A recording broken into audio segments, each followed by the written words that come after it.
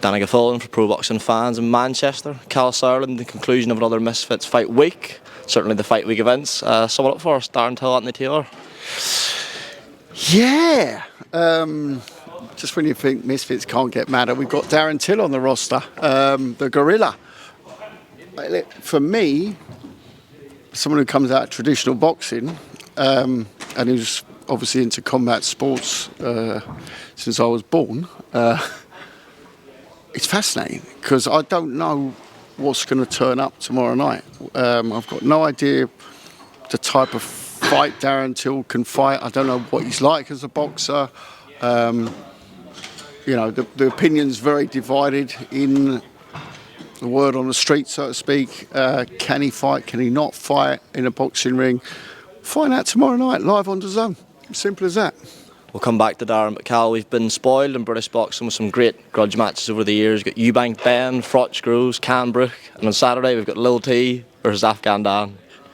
Yeah, that one I had to look up what that exactly is about. I'm a bit old for that. No, can you tell me the history? Well, I think there was a Blackpool-based rap channel that started, it must be 2014-15. Lil T, I think, was maybe 11, 12 at the time, and was one of like the young stars of this channel. Was Afghan Dan was one of the older established heads, and they started going back and forth in diss tracks. And obviously, all these years later, we've got them finally squashing it on Misfits.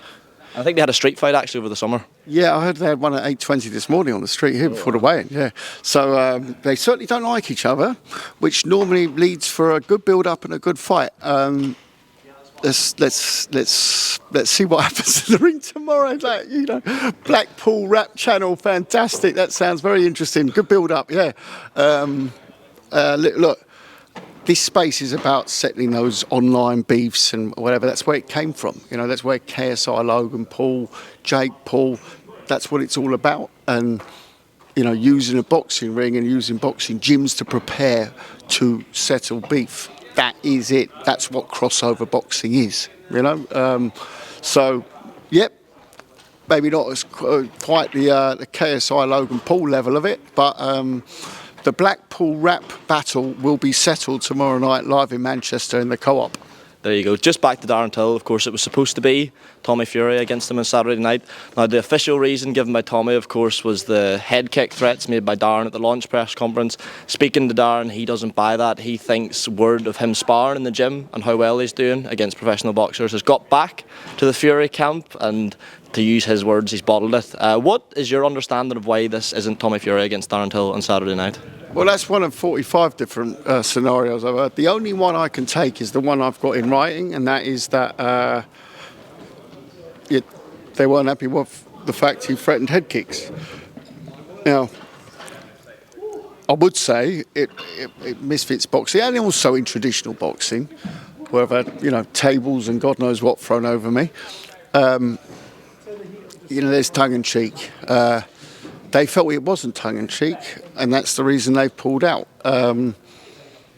We did offer to remedy it with you know, with penalties, this, that, and the other. I mean, there's a natural penalty in it. I mean, if you kick a man after a boxing fight or during a boxing fight and it's deliberate and you injure him, I mean, it's actually, I would say, falls under the law of the land, and it's called GBH. Last time I checked, but at the same time, you know, that's what they've done. That's an action. The reaction is that they pulled out, and we're going to have a sit down with John and Tommy and work out what we can do together. Is there any chance that, you know, from a legal perspective, it could be pursued further if they've pulled out of a fight without just reason? Right now, I'm not going to comment on, but look, we work well with the Furies. We've got very good working relationship with them up to this point, and obviously that wasn't, you know, there was a mad press conference, no doubt about it. But I've seen a few madder ones, to be quite honest, as well. And I've never heard a pull out like that. So I don't know what the reason is. Is that the reason? Maybe that is the reason. But that's all. I can only take what someone's told me is the official reason, and that's what's being given to me. Just back to more traditional boxing. Harlem Eubank, Tyrone McKenna, a very good fight. Tyrone obviously coming off a fantastic win against Dom Moran. Yeah, sell that one to us. Yeah, look, Harlem had a really tough year last year. I think career-wise there were some mistakes made. But there's no crying over spilt milk. The whole Adam Azim episode, which is well documented, was a mistake. It was a big mistake. It was a mistake, though, that is correctable. And the Adam Azim fight can still happen this year. In fact, I think it will happen this year, and it should happen this year. He got out. The opponent didn't exactly make it easy for Harlem in his let's say, back to business fight.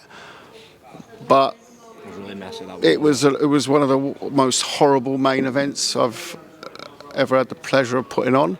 But at the same time, he got back in the ring, you know. So it is what it is.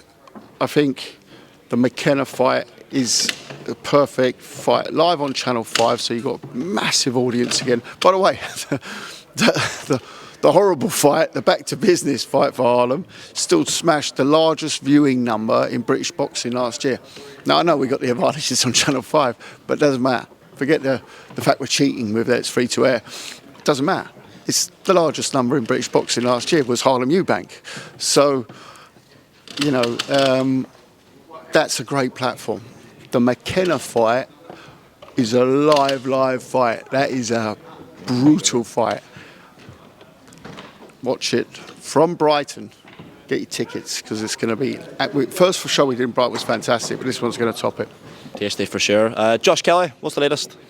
Josh Kelly, we are working on a fight probably around April time, which I'm hoping to have done in the next couple of weeks.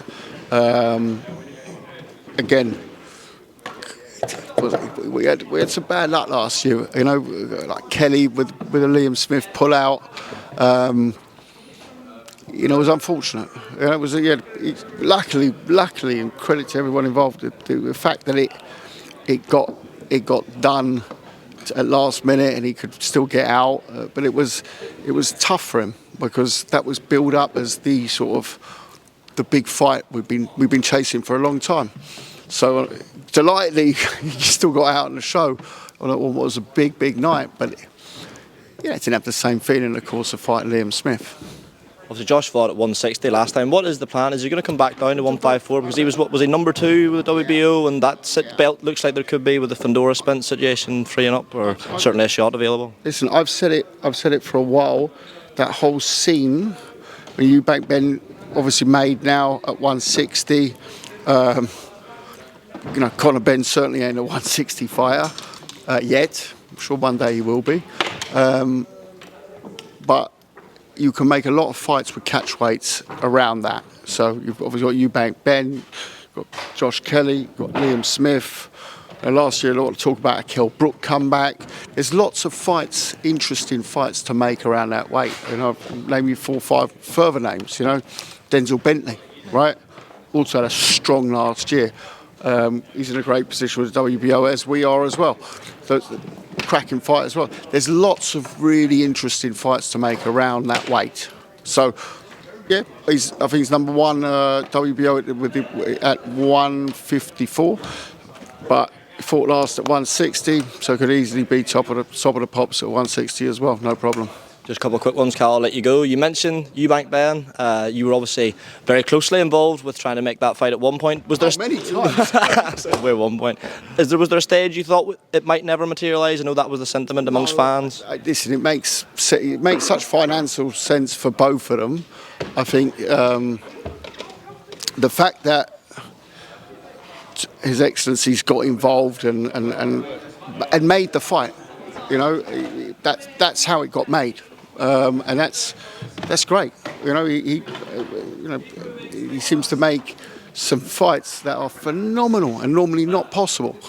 But I do think that fight was always going to get made at some stage, 100%, because for both of them, it's by far the biggest check out there, by far. You know, you can talk about, you know, Eubank fighting Canelo, but let's be honest, I don't think Canelo knows too much about Eubank, and Canelo's audience, the Latino audience in the States, know absolutely nothing about him. So it's not really like it makes sense from a Eubank perspective, but the money's still probably bigger in a Benn fight than fighting Canelo. So I certainly know which one I'd rather fight. So it's yeah. I think it was always going to happen. The question was when. Being billed as a massive grudge match, we all know the history of the families. Is the beef between those two real, do you think? Yeah, I mean, I think originally, it was a bit the names. The characters are also very different. But of course, like, let's be honest, the whole shit around what happened 3 years ago, which, people forget that what is the situation now? So Ben just did nothing, and everyone who was affected back then now, well, it was just tough luck. So Eubank, you lost a lot of your time because we decided to call the fight off, but he never really did anything wrong. So it's got a very strange feel to it like that. So Eubank, rightly so, feels very aggrieved by it. And Ben, I guess, does now as well, because if he's done nothing wrong, it's like being sentenced to prison wrongly, Last thing I want to get your thoughts on, Kalle. Yeah. Tyson Fury has retired for the 4th time in his professional career this week. A lot of people are bringing up the whole boy who cried wolf thing. Simon Jordan, he says he thinks Tyson's just courting for attention. He says it's no coincidence that he announced his retirement in the press conference for the February 22nd show. Just, do you think Tyson's done, or do you think we'll see him in the ring in 2025? And can you understand why people are maybe a bit sceptical? I'm not going to speculate on that. I wish him all the best. There's enough fights out there for him, but at the same time, he's done the big fights. Yeah, he lost the last couple, but be looking at his bank account and thinking, I've done all right out of this, and he's won everything there is to win. Like, won the world title, he's come through. I forget, he's had a long old journey, but his biggest victory wasn't like, the Wilder fight's amazing. I'd actually put a couple of the third Wilder fight as my favourite fight to watch in the last, 10 years at heavyweight. Actually, at heavyweight, I'll probably go back to like early 90s or something, It's just an amazing fight. It was a Rocky-style fight. But his biggest victory was against Klitschko, because Klitschko has cleaned up that division for a decade to the point where people didn't really care anymore because it was so. HBO stopped showing. Yeah, it was just it was obvious Klitschko was always going to win. It was too good, and he stopped that and brought heavyweight boxing back. And people forget that, and they got to give Mike Tyson, got to give Tyson Fury credit for that. If it is the end for Tyson, and time will only tell, I suppose, where does he rank in terms of, we'll say, British all-time heavyweights for you? Got to be up there. Got to be up there. Up there with Lennox for me. Different generations, so people will obviously make cross comparisons. Lennox obviously with that medal, you got to probably lean towards that. But Lennox had the advantage, of course. At that time, you had the Tysons, although he fought him late in his career. But he had the fights with Holyfield. Amazing fights that Lennox went through. The only one was Bo that sort of didn't get done, but he fought everyone. I remember the old man promoted Jelka Mavrovich, had a great fight with Lennox Lewis. People forget about that fight. That was a cracking fight. Lennox had so many big fights. So I'd probably, between the pair of them, I'd say. Well, we never know. Tyson's legacy might not be done just yet. Kalle Sauerland, always grateful for the time. We'll let you know on, top man. Thank you. Cheers, mate. Appreciate that.